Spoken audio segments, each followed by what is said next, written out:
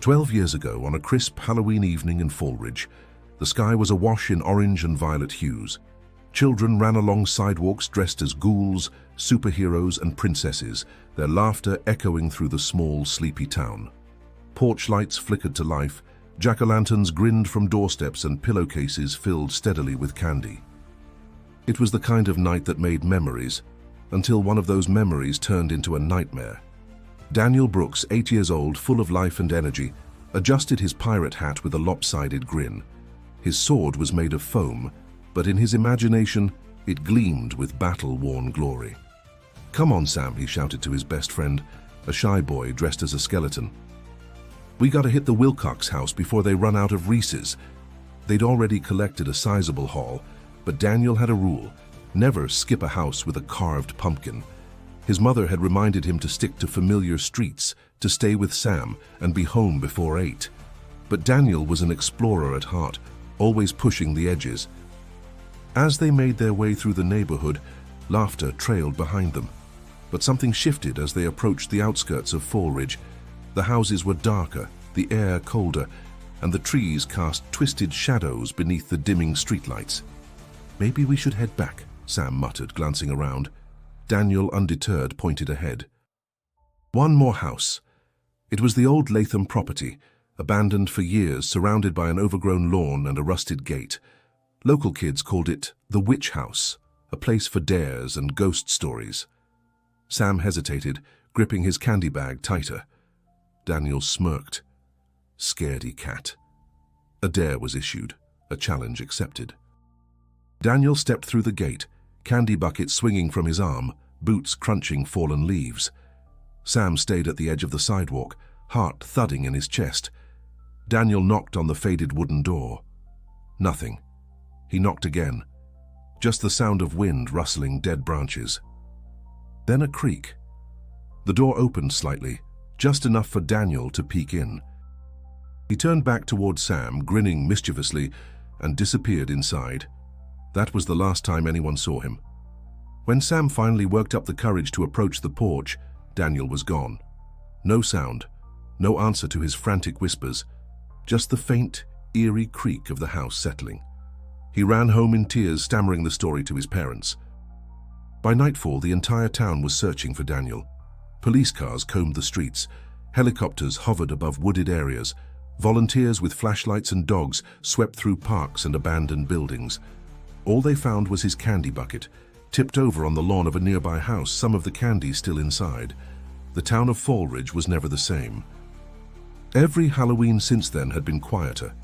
Decorations dimmed, parties cancelled, parents clutched their children's hands a little tighter.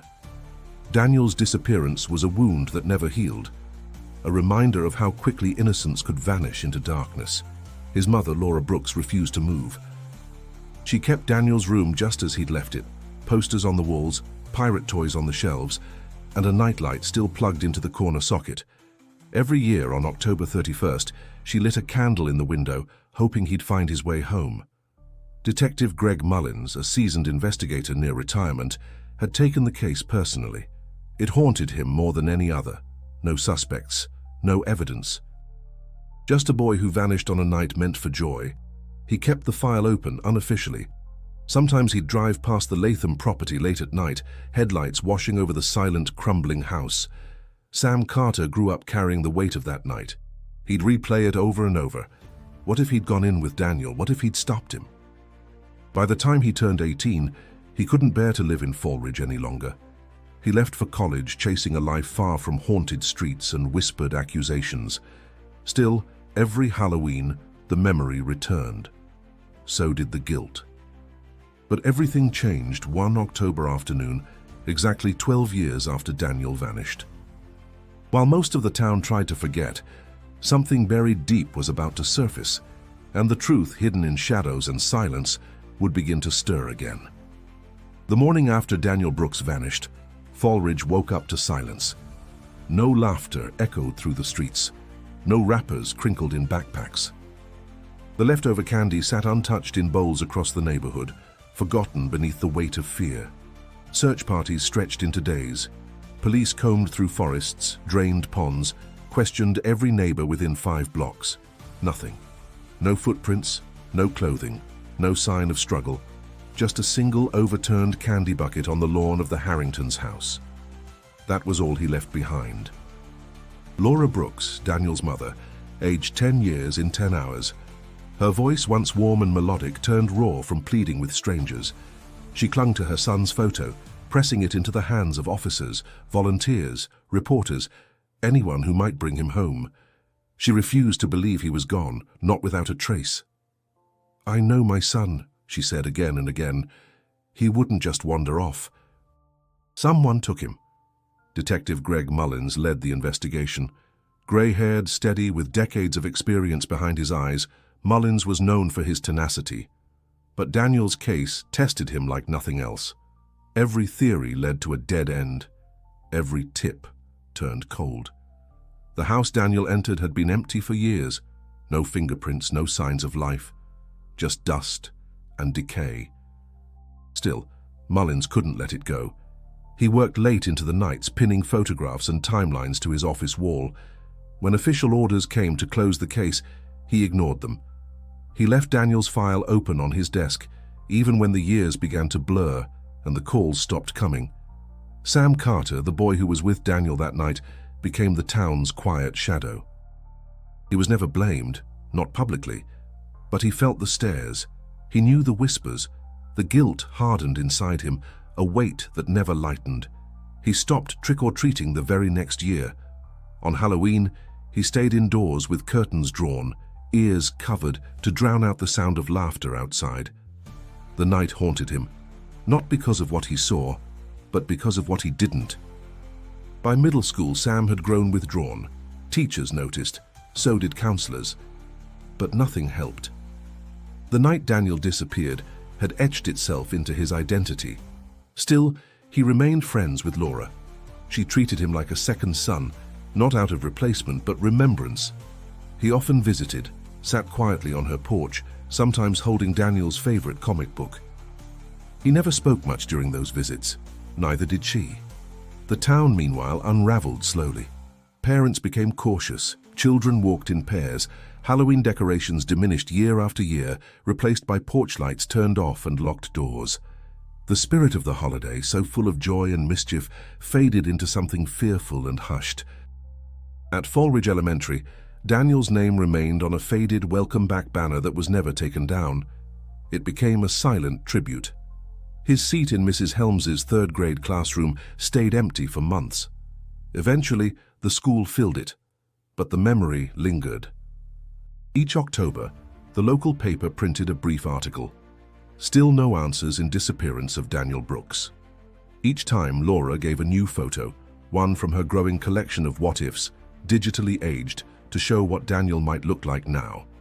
Yet despite the yearly reminders, people moved on. Some families relocated. New neighbors moved in, unaware of the ghost that hovered over their cul-de-sac. Children grew up hearing half-remembered stories about a boy who vanished. But for those who lived through it, the wound never closed. 12 years passed like smoke through fingers.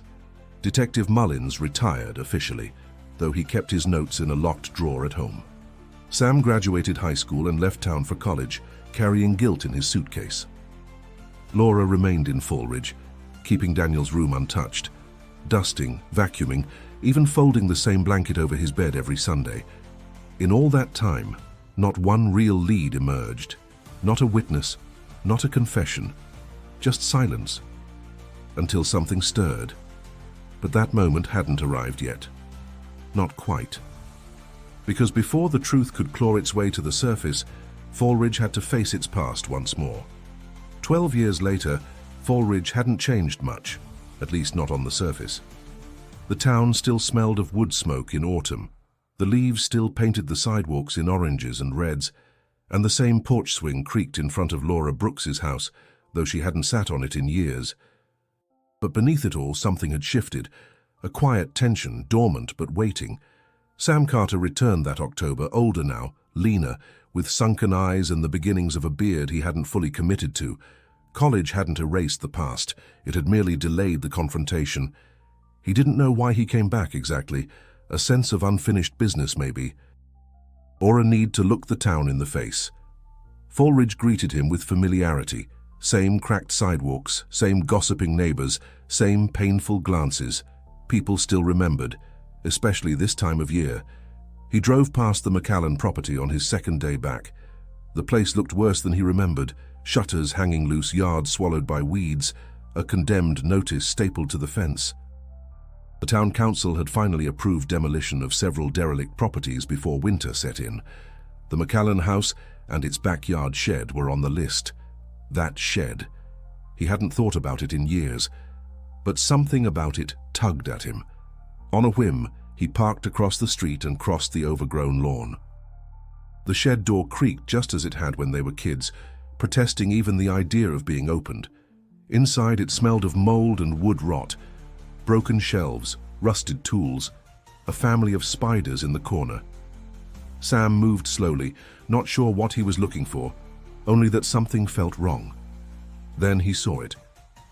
A dusty plastic candy bucket, bright orange but faded with time, tucked beneath a collapsed stool. It looked familiar, too familiar. The kind with a black jack-o'-lantern face, the same type Daniel had carried. He crouched and picked it up.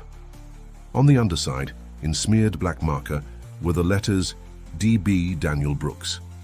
His fingers trembled. The bucket was real, not a replica, not a coincidence. Sam held it as though it might vanish if he blinked too hard. For a moment he just stared, mouth dry, pulse racing. This wasn't imagination. This was something forgotten or hidden, and it had waited 12 years to be found. He rushed to Laura's house. She answered the door and froze when she saw his face. He didn't say a word, just held out the bucket. She took it in her hands slowly, as if handling fragile glass. Her breath caught. She traced the faded letters with her thumb. Then, without a sound, her knees buckled. Sam caught her. Inside, Laura sat in silence, gripping the bucket like an artifact from another life. Her eyes brimmed with tears that wouldn't fall. She didn't ask where he found it. Somehow she already knew. Sam explained anyway. The condemned shed, the old McCallan yard. She just nodded. Then she said something that chilled him. I walked past that shed every day. I never thought to look inside. The next day, Sam went to the Falridge Police Department and requested to speak with someone about a new development in the Brooks case. Detective Greg Mullins no longer worked there, officially, but when he heard what Sam had found, he showed up within the hour. Time had not been kind to Mullins. He walked with a limp and squinted at the bucket through thick lenses, but when he turned it over and saw the initials, something in him reignited. Where exactly did you find this? He asked. Sam told him everything. How he'd noticed the demolition sign, how the shed was still standing, how the bucket was hidden beneath debris, untouched for years. Mullins nodded slowly. We searched that property, twice, but not that shed. It wasn't even on our map, it must have been added later. They exchanged a glance, both understanding what that meant. It hadn't just been missed. It had been overlooked, forgotten, maybe intentionally. The police reopened the area for examination. Laura's statement was taken. Mullins dusted off his old notebooks and returned to the field with a fire in his chest he thought had long burned out. Word spread quickly through Falridge. The town held its breath. 12 years of silence had just been broken by the weight of a plastic bucket. And whatever truth had been buried in that shed was no longer content to stay hidden. The property was sealed off by noon. Yellow tape fluttered in the autumn breeze, and uniformed officers moved with a kind of reverent urgency. The discovery of Daniel's candy bucket had jolted Falridge out of its slumber, and no one wanted to waste another second. Detective Mullins stood before the shed, arms crossed, jaw tight. He hadn't stepped into an active investigation in over 5 years, but this wasn't just another case. This was the one he couldn't bury, the one that never let him rest. The forensic team worked carefully, photographing every inch, brushing away layers of dust and decay. The floor was warped and soft in places, boards bowed by time and moisture, but it was the walls that caught their attention first. Carvings, hundreds of them, shallow but deliberate. Tally marks etched with a sharp object, some in sets of 7, others in endless lines. There were small shapes too, childlike drawings of pumpkins, lollipops, and twisted faces. Most disturbing were the stick figures, always alone, sometimes crossed out. No one said it aloud, but everyone felt it. Someone had spent time here, someone small and afraid. Sam stood just outside the tape, eyes fixed on the shed. He felt sick. It had been hiding in plain sight all these years. The same shed he and Daniel used to run past on their way to the creek. A place they never paid attention to, never thought to question. Inside, a forensic specialist knelt beside a warped floorboard. Something about it felt wrong. She tapped it gently. Hollow. She called for Mullins. With care, they pried it loose. Beneath it, wrapped in what appeared to be an old tarp, was a single child's shoe, dirt-stained, worn at the toe, the laces tied neatly in a double knot. Beside it lay a small flashlight, the kind sold in Halloween safety kits over a decade ago. Mullins didn't speak. He just stared, his chest rising and falling slowly, like he was holding back a tide. News of the findings spread fast.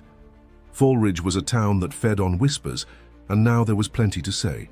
Residents who once tried to forget were suddenly remembering everything. The night Daniel disappeared, the search, the shadows they had ignored. Back at the station, the items were logged and tested. The shoe was a perfect match for Daniel. Laura confirmed it before breaking down in the hallway. The flashlight, once red and bright, now crusted in rust, still bore a smudge of his fingerprint near the switch. But it was the carvings that rattled Mullins the most. He took the photographs home that night, spread them across his kitchen table, and stared until his eyes burned. He saw desperation in them, the kind of marks made to count days, or dreams, or the slow unraveling of hope. How had they missed this? How had a simple rotten shed evaded a dozen officers, 2 sweeps and years of speculation? Maybe it wasn't overlooked. Maybe it was hidden. Sam returned to the property the next morning, accompanied by Mullins. Though the shed had been thoroughly searched, something about the surrounding area gnawed at Sam's thoughts. He walked the perimeter, scanning the ground, the trees, the crooked fence. Then he noticed it, half buried beneath fallen leaves, a stone that didn't belong. Rectangular, flat. He brushed it aside and found a concrete slab, once a foundation, now overtaken by time. It wasn't part of the original shed. Mullins crouched, running his fingers along the edge. A hairline crack. Concrete poured hastily, fresh compared to the age of the surrounding structures. He called for ground-penetrating radar. What they found beneath the slab would remain sealed in a report for now. But the whispers returned to Falridge louder than ever. Someone had gone to great lengths to conceal something on that property. Someone had buried the truth, quite literally, and the ghosts carved into the walls of that shed weren't just the echoes of Daniel's fear. They were evidence. A few days after the shoe and flashlight were recovered, another team returned to the shed for a deeper inspection. What they found next would unravel everything and fracture what little certainty remained in Falridge. Behind a panel in the rear wall, where insulation had been carelessly stuffed, an officer pulled free a rotting bundle wrapped in plastic. Inside was a notebook, swollen with moisture but intact. Its cover was peeling, the pages yellowed and warped, but what mattered was still legible.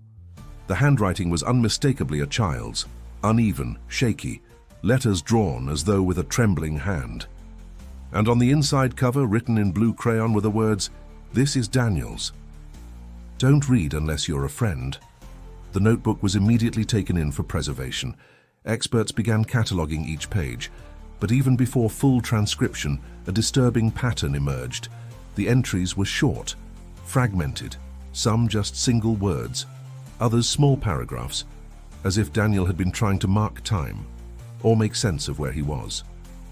Day 1. The man says this is a safe place. I don't like the way he smells. Day 3. He brings me candy but says I can't go home yet. I asked about Mom. He got mad. Day 5. I don't like the dark. I pretend I'm in a spaceship. I want to go home. There were drawings too. A lollipop, a jack-o'-lantern, a figure in a mask. By day 10, the tone had changed. Day 10. I yelled and he hit the wall. Not me, just the wall. But I was scared. Day 11. He says I can leave soon, but he said that before. Day 14. I heard music. Real music. I think there's another kid somewhere. That line froze Mullins when he read it. Another kid. He called a meeting at the station that afternoon. Laura was present, as was Sam.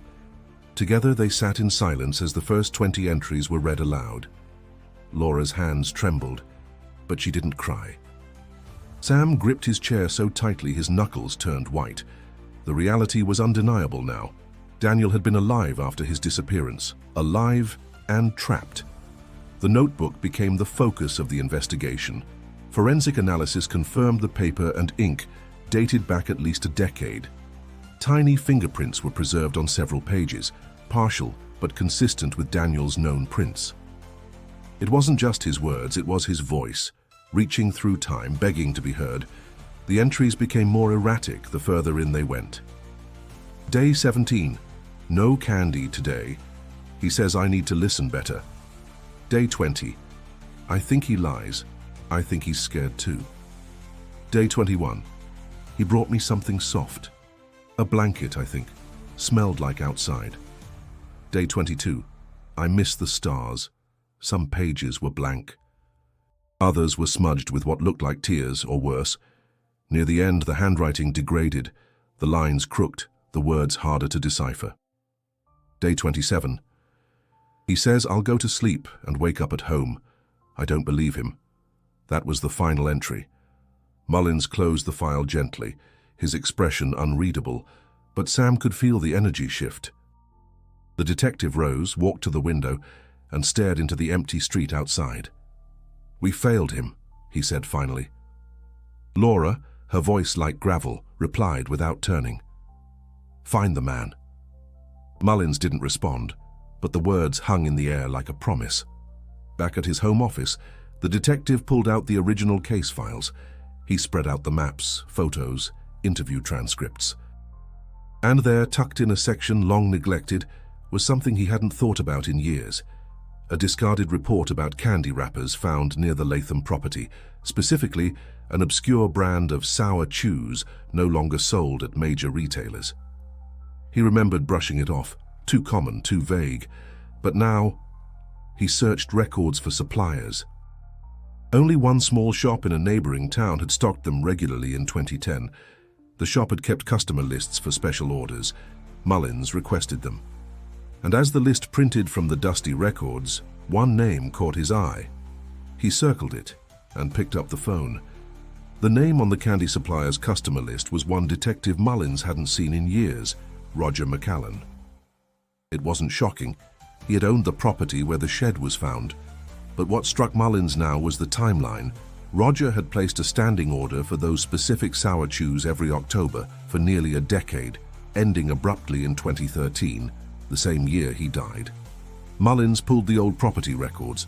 Roger had lived alone. A quiet man, middle-aged, no criminal record, worked nights as a janitor. Few friends. No family, aside from a younger brother named Frank McCallan. Frank still lived in Fallridge. The detective didn't waste time. He drove straight to the address listed, an aging trailer on the south edge of town. The yard was littered with rusting lawn equipment, and the front door hung slightly off its hinges. No answer at first, but after a few knocks, it opened a crack. Frank McCallan stood behind it, gaunt, eyes sharp, too sharp. He didn't invite Mullins in, but he didn't slam the door either. "Looking for someone?" he asked, voice low, almost amused. "I need to ask you some questions about your brother," Mullins said, "and your family's old property." Frank gave a half smile. "Took you long enough?" Back at the station, Mullins reviewed everything they had on Roger. It wasn't much, no priors, never mentioned in the original investigation. But the more he looked, the more the gaps screamed at him. Why had no one questioned the owner of the very land where Daniel's bucket was found? Why had the shed never been on their search grid? He knew the answer. The records were incomplete. The structure hadn't been permitted, probably added quietly without town approval, hidden in plain sight, and Roger had kept it that way. The next day, Mullins brought in the elderly neighbor who had lived across from the McCallan property for 30 years. Mrs. Eloise Greaves, now in her 80s, remembered the night Daniel disappeared. She sat in the interview room, wrapped in a thick scarf, sipping tea, her memory sharp as glass. "I told the officer back then," she said. "I saw a boy outside that shed. He was holding a flashlight. There was a man standing near him, tall, wearing something on his face." "What kind of something?" Mullins asked. "A pumpkin mask," she whispered, "like a jack-o'-lantern." I thought it was part of Halloween. No one had followed up on her statement. It was dismissed as unreliable due to her age and poor eyesight, but she had been right. Meanwhile, Sam Carter's dreams had turned dark again. He saw Daniel in his sleep, standing in the shed surrounded by those carved walls, staring with wide, empty eyes. The dreams always ended the same way. Daniel trying to speak, but his mouth sealed shut. Sam couldn't shake the image. He began reading through the copies of the diary entries again, hoping for a detail that might offer more clarity. Then he found it. One of the drawings, one he hadn't paid attention to before, was of a man in a mask holding a stick with a loop at the end, almost like a shepherd's staff. Beneath it, Daniel had scrawled a single word, "Brother." Sam's stomach dropped. Mullins dug into Frank McAllen's history. He found sealed records from Frank's youth, petty theft, vandalism, an expulsion from high school for violence against a teacher.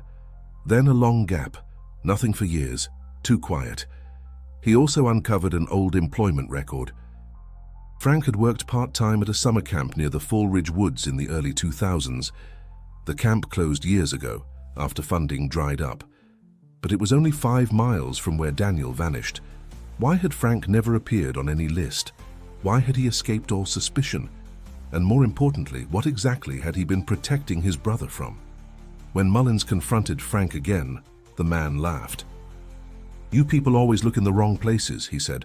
"My brother's gone. He's no threat now." Mullins stared at him. "Did you help him? Did you know what he was doing?" Frank's expression darkened. "You really want to know what's beneath all this?" But he said nothing else. That night he vanished. When police returned to his trailer, they found it empty, no sign of struggle. His phone left behind. But in the sink, resting in cold, stagnant water, was something new. A small child-sized sock, still damp. The discovery of the child's sock in Frank McAllen's trailer was enough to secure a full forensic sweep of the property. Investigators combed through every inch, but aside from the sock and a faint trace of blood in the drain, too degraded for a definitive match, Frank had vanished without a trace. Mullins refocused on the shed. Something still didn't sit right. The floor had been partially excavated beneath the cracked slab where Daniel's shoe was found, but the rest of the space remained untouched. That morning, a specialized forensic team returned with ground-penetrating radar. The signal was faint, distorted by moisture and tree roots, but something was there, beneath the back corner of the shed, a large, hollow space. Not just a pocket in the earth, a structure. They began digging. 3 feet down, they struck wood, rotting but deliberate. Boards arranged in a crude square, nailed tightly and covered in black tar paper. When they pried it open, the air that escaped was rancid, damp, unnatural. What lay beneath was a hidden cellar, roughly 6 feet wide by 10 feet long.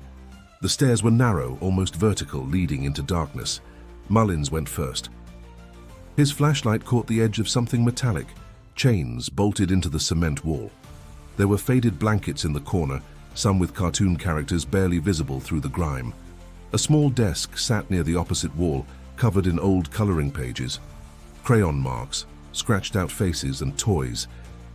Not many, but just enough to mock the idea of comfort. An action figure, a plastic truck, a stuffed bear missing an eye. On the wall above the desk, carved deep into the plaster, was a name. Daniel, and 3 others. The forensic team worked around the clock. Over the next 48 hours, they uncovered remains, bones fragmented and scattered beneath loose soil in a back chamber of the cellar. Initial examination confirmed they belonged to multiple children, at least 4 individuals. One of them was Daniel Brooks. DNA confirmed it within a day. The town of Fall Ridge stood still. Families of missing children, some long forgotten by the media, were contacted. One mother collapsed at the news. Another said simply, "I always knew."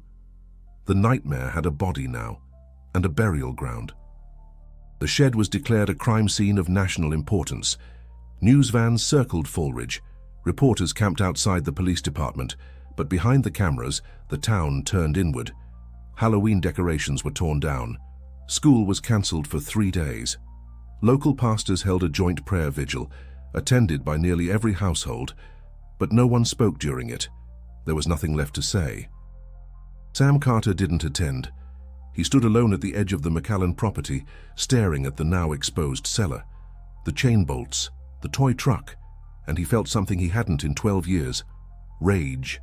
Laura Brooks, meanwhile, had to make the hardest decision of her life. She chose to allow the release of Daniel's remains for burial. The medical examiner warned her. What was left was partial, fragmented. She nodded. It didn't matter. What mattered was closing the loop. She held the small urn against her chest as she walked to her car, escorted by officers through the swarm of cameras. No words, just silent defiance. Back at the station, Mullins assembled his final board. 4 victims. 1 confirmed predator, Roger McAllen. But now 2 questions remained. How long had he been doing this, and who had helped him? He pinned the photos of the other children, 3 boys, 1 girl, all missing within a 5-year window, all from neighboring towns, never connected until now. He highlighted a date, October 29, 2009, the earliest known disappearance. Roger had started this long before Daniel. The shed wasn't an accident. It was a plan, and someone else had known. Someone had poured that concrete, sealed that cellar, protected those secrets, that someone was still out there. Frank McAllen was now the most wanted man in the state.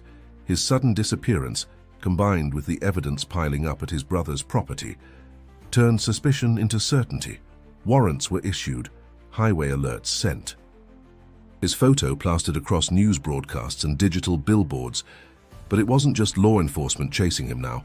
Mullins worked around the clock, fueled by caffeine and fury. He knew Frank wasn't running aimlessly. He was hiding with purpose. People like Frank didn't panic. They planned. Somewhere in his quiet, overlooked life, he had built exits, back roads, shadows to slip into. One such shadow emerged 2 days later. A truck stop in southern Missouri reported a man matching Frank's description, using a stolen credit card to buy gas and snacks. Security footage confirmed it. He'd changed his appearance, shaved beard, baseball cap, but the eyes were unmistakable. He was headed south. Sam, despite being urged to stay out of it, couldn't let go. He'd started reading the letters found in Frank's trailer, crumpled drafts, mostly unsent but filled with ramblings. Many were addressed to R, almost certainly Roger. The tone was strange, affectionate, angry, devout. One line stuck out. "They wouldn't understand what we were trying to do, but you knew. You always knew the purity and silence." Sam reread it a dozen times. He started digging online, searching for patterns, symbols, any mention of ideology that aligned with what the McAllens might have believed. That's when he found a blog, long defunct, registered under the name F.M. Cleaver. The posts were cryptic, filled with references to returning children to stillness and keeping them from the rot of the world. It was cult-like, or madness, or both. Mullins brought in a retired behavioral profiler who'd once worked for the FBI. The man read through the diary entries, Frank's letters, the blog posts. "He's not just hiding," the profiler said. "He's searching." "For what?" Mullins asked. "A replacement." That idea chilled the room. 3 days later, Frank's car was found in rural Arkansas, abandoned behind an old church. Inside were water bottles, food wrappers, and something far worse. A pacifier, still in its packaging. It was a message, a promise. Mullins cursed aloud for the first time in years. The implications were clear. Frank wasn't just running. He was preparing to take another child. The FBI joined the manhunt. Sam, still reviewing the digital trail, stumbled across something buried in the metadata of the blog site, a reference to Camp Wilford. It was a summer camp Roger McAllen had worked at in 2003. Shut down for lack of funding. Located in a remote area near the state border. Nobody had thought to check it. Sam called Mullins immediately. Within hours, agents were dispatched. The camp had decayed. Roofs caved in, cabins swallowed by ivy. But one structure stood intact. A stone building that had once been used for storage. Inside, they found food supplies, blankets, and children's clothing. Frank had been there, recently. As night fell, the agents fanned out through the surrounding woods. Dogs picked up a faint scent. Thermal imaging caught signs of movement deeper in the trees, but the terrain was rough and visibility low. Then a call came through the dispatch. A phone call had been placed from a nearby town to the Falridge PD. No caller ID, but the voice was recorded. It was a child, whispering, "Help me." Then silence. They traced the signal. Burned phone. Untraceable. But the area was near the camp. Mullins listened to the recording 3 times, each time gripping the edge of the desk tighter. He recognized the tone. Familiar. Frank had found someone. The sun hadn't risen yet when agents closed in on the campground. Fog clung to the trees like a warning. Every breath puffed white, every leaf crunch felt too loud. Mullins arrived just as the first perimeter sweep was complete. No sign of Frank. No sign of a child, but the storage building's interior had changed. The blankets were freshly folded, a thermos still warm. On the wall, scrawled in charcoal, was a phrase that stopped everyone in their tracks. Not stolen. Saved. Mullins stared at it for a long moment. Sam, who had insisted on coming despite every warning, stood beside him. "He wants someone to understand," he said. Mullins nodded. "Then let's give him what he wants." Later that day, a tip came in from a hunter. He'd seen a man dragging something through the woods near a dried-up creek 2 miles from the camp. By the time officers arrived, the man was gone. But what he left behind was chilling. A circle of stones, a rope, and a notebook identical to Daniel's. Inside were only a few entries. None in a child's handwriting. They were written by Frank. "The children are light in the dark." He never understood the stillness. I tried to show him. "They always scream before they see." And on the last page, "I will speak to the one who carries Daniel's guilt." Sam read the words twice before it clicked. It was him. Mullins didn't want to allow it, but time was running out. If Frank was still nearby, and still had a child with him, confrontation was inevitable. Sam volunteered. He knew the woods better than most, had spent half his childhood exploring these exact trails, and something in his gut told him this would end only one way, with truth or with blood. He hiked in alone, carrying nothing but a flashlight and a copy of Daniel's diary. After nearly an hour, the trail narrowed. Trees grew denser, the air colder. Then he saw it, a clearing, and Frank, standing at its center like he'd been waiting. Frank didn't run, didn't flinch. He looked thinner, like he'd been hollowed out from the inside. His clothes hung loose. His eyes were sunken and wild. Sam stepped into the clearing. "Where is the kid?" Frank smiled. "Safe. Quiet." "He's not for you. You said you'd talk to me. I'm here." Frank tilted his head. "You were supposed to protect him, and you failed." Sam clenched his fists. "I know." "Do you?" Frank stepped closer.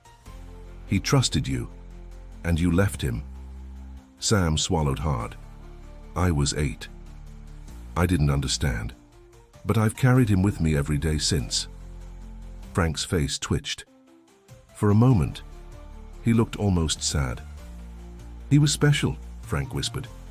"Roger didn't see it at first, but I did." Sam held up the diary. "He wrote this, with shaking hands, while you and your brother played saviors." Frank's jaw tightened.